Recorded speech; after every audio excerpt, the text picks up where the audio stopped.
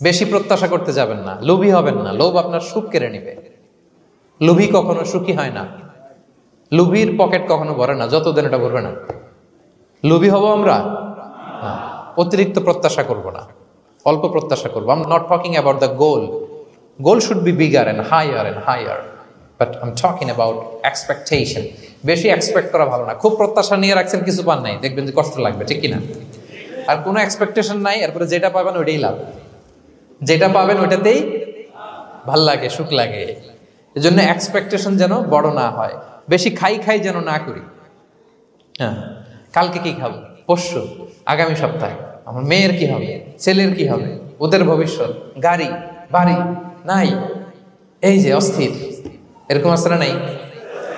আজকের জন্য বাঁচুন, আজকের জন্য বাঁচুন, কারণ আগামীকালের তো জন্মই হয়নি।